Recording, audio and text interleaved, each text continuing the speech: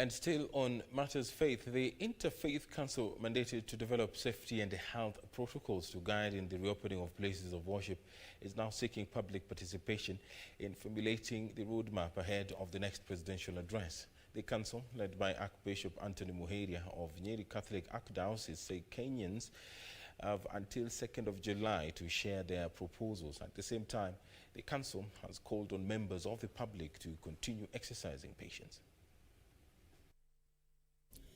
The Interfaith Council, which has been receiving input from all religious communities across the country, is now calling for the participation of members of the public in fronting proposals for consideration.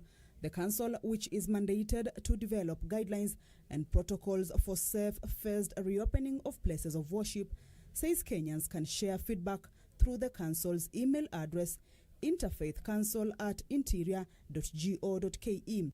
We invite the public to participate in this process by sending feedback through a memorandum to the council through its email address, simple to remember, interfaithcouncil@interior.go.ke, to reach the council by the 2nd of July 2020. So far, over 400 religious leaders have participated in the consultative meetings with the council across the country.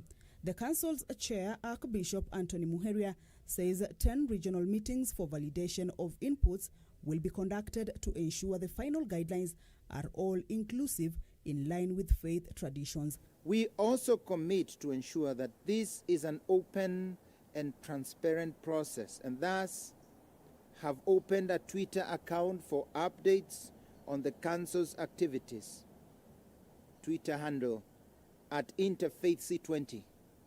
The council, which is rushing against time ahead of President Uhuru Kenyatta's next address, says the process of reopening places of worship will depend entirely on Kenyans' compliance to the Ministry of Health guidelines and recommendations of the council. That's why we are urging patience. We are working very, very hard. We've already met 6 times, had 6 meetings, and we'll continue doing so. And some people are burning the midnight oil to make sure that we have this concluded soonest.